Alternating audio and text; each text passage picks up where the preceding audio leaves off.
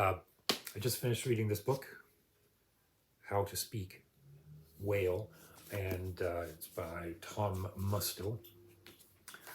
Tom's quite a dashing fella, and it's been quite a profound read for me, and I thought I would talk through generally some initial thoughts. As I've gone through my notes that I've taken in the book, you know, I'm a scribbler.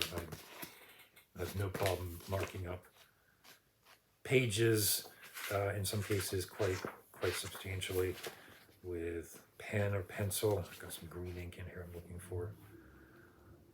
I have friends who think that this is the sign of a psychopath, maybe, or whatever.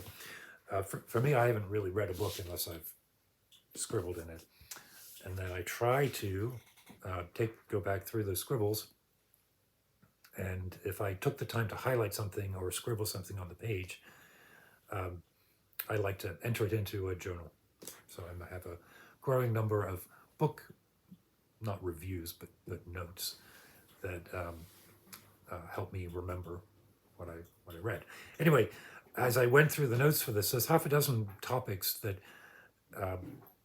he aren't really prompted by the book, and so after today, I think we can expect for the next couple of weeks that I'm going to be referring back to this book, but pulling out a couple of ideas and talking through them.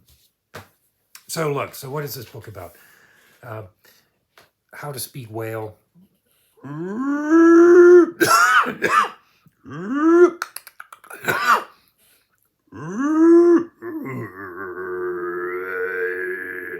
Right. That is hello, it's a good day here in Pittsburgh, spoken from the North Atlantic humpback whale population. That, of course, isn't what this book is about.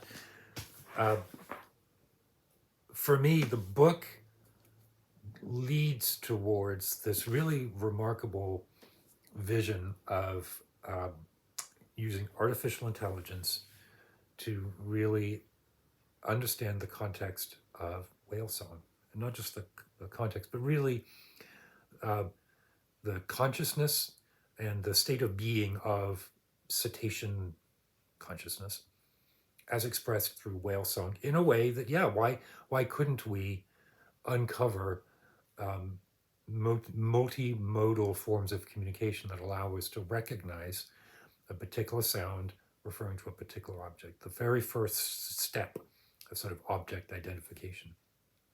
But the underlying it all is the sense, and he talks to specialists in neuroscience. He talks to doctors and surgeons who actually have put dolphins and whale brains in MRI.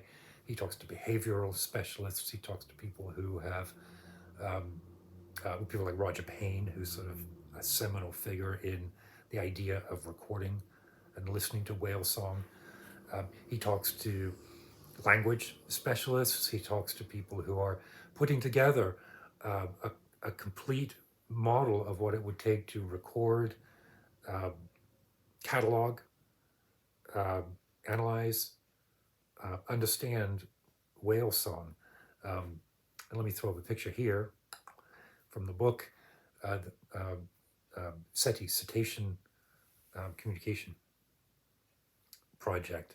All of these pieces pulling together to target a community and a culture of whale song.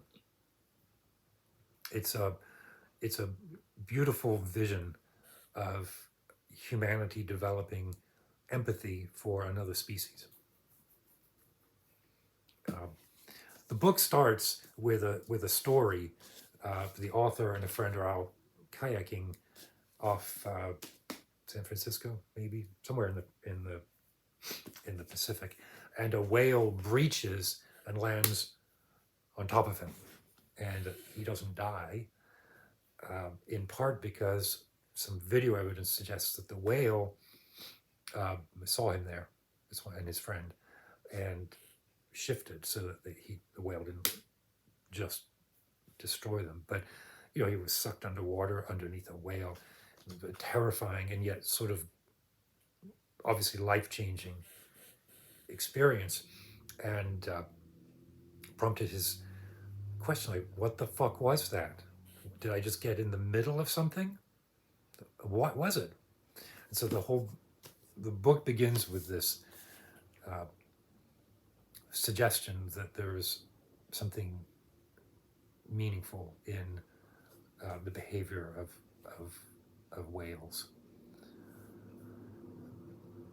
meaningful and ancient. Um, Towards the end of the book, as he becomes, as he's done the work of the book, right? He's done the very disciplined interviews with scientists and linguists.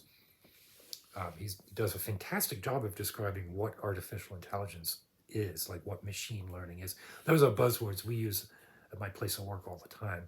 And we're in a bank, and we're not doing artificial intelligence or machine learning. We're just looking at trends and thresholds. He does a fantastic job of explaining. Like, I, for the first time, felt like I understood what artificial intelligence is. Like, how is it put together? So he does all of that hard work, and then at the very end, he starts talking about what if we could pull together the same resources that some dipshit fuckhead billionaires are putting into a personal dick-waving space way. He doesn't put it quite like that, but I read between the lines. What if we had a United Nations office on interspecies communication and really treated it like the Manhattan Project or like the space shuttle? Because, and this broke my heart when he put it like this, the whale song that we hear today is the last vestige of an ancient culture, a culture that's millions of years old. Fuck. One of the statistics mentioned in the book that is hard to verify because we didn't keep records through the 20th century, but a reasonable estimate is that about 90% of the whales in the oceans were exterminated by the 20th century whale fishing fleet. Think of that. Think of the whale song, think of the whale song as a Homeric epic, like the Iliad or the Odyssey. Shaped like that, structured like that, as long as that, as in duration. But instead of 2,000 years that's been passed down to us, a million years of direct transmission. There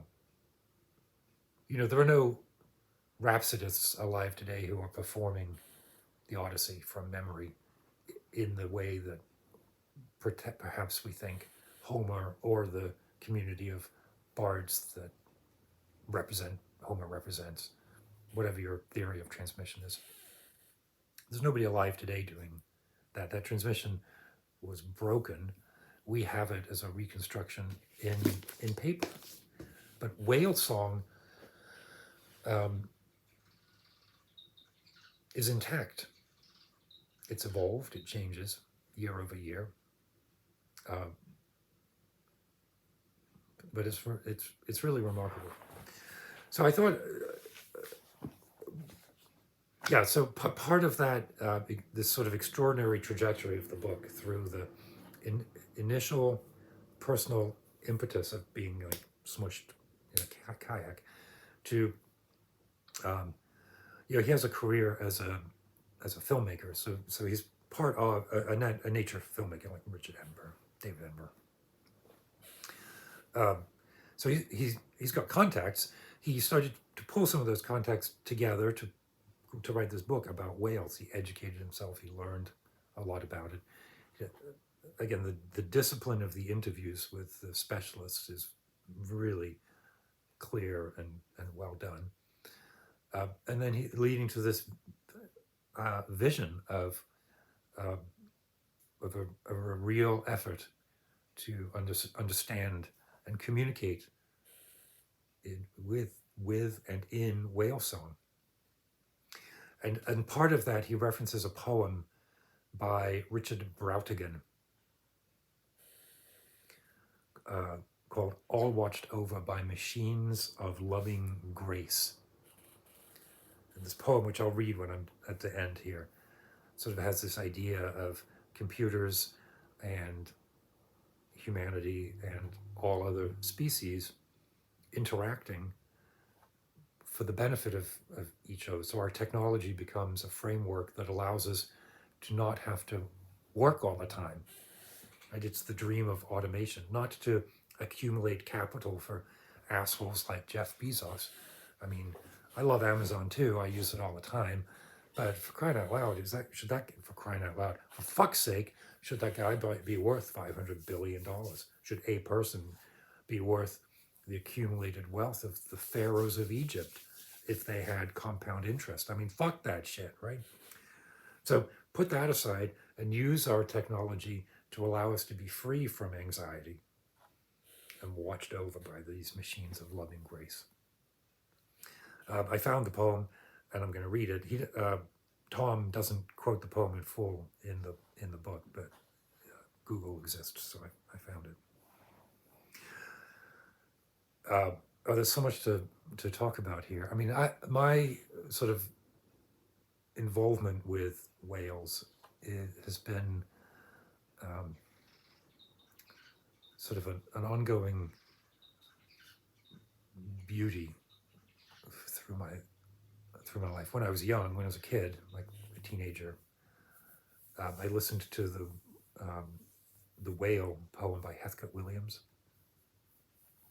I'll dig that out maybe, and maybe this will be one of my future videos. I'll pull that poem out. I had a recording, I had a cassette tape of him reading it, and I would put it on, and I don't know, it was long, it was 20 minutes, half an hour maybe. And I would play it while doing yoga. I fucking loved it. Then I joined Greenpeace, and eventually after graduating college, I worked for Greenpeace for a few years. It's what brought me here to Pittsburgh, was that job. In college, I heard and read about Roger Payne and his recordings of humpback whales. There was a lecture at Bates one time when I was there about whale song. And it could even have been Roger Payne that came and gave it, because back in the 80s, who else was talking about that? But I was young and dumb, and it never occurred to me to just say, hello, I'm interested in this, I'm a musician. Who knows, just one of those fleeting opportunities that a more disciplined young person may have taken advantage of.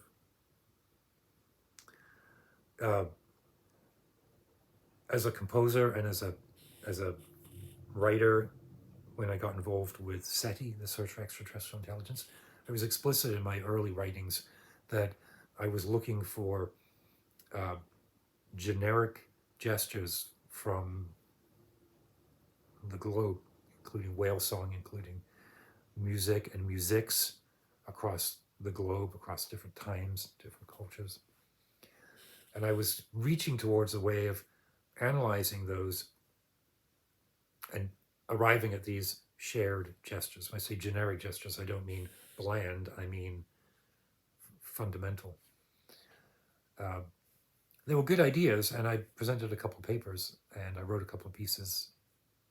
But I didn't have the intellectual firepower or the discipline to acquire the intellectual firepower and to really pull it together. And I think, because I think then, certainly using spectrograms and some initial sonic analysis, I probably could have made some starting points. But the AI stuff that Tom is talking about is just extraordinary. My approach would have been intuitive, approaching it the same way that I would approach a piece of music, where I would look to see what is remarkable, and then try to figure out why it's remarkable. And in a piece of music, sometimes that's remarkable because of a sort of common practice harmonic progression, and other times it's because of some other unfolding of a gesture throughout the piece.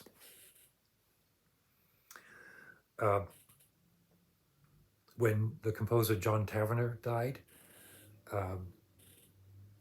I listened to his whale piece, which I'd never heard before. I'd known about it since I was an undergrad, but I'd never heard it because when I first heard about it, it was very difficult to find recordings of pieces like that. Now I can take my phone, or probably even my watch, and hear it. And at the time when I listened to it, I became aware that I'd lost something by hearing it. I'd lost this companion. That's a different topic. So all of these ideas, and then I have about a dozen points of reference that prompted ideas as I read this book. Like this book is a pebble dropped in the pond, and it's a deep and beautiful pebble on its own right. But the resonance that it's triggered as I read through it is pretty exciting. So look, as the whales say, I always end my videos saying, keep your wits about you. Now I'm going to say that in whale.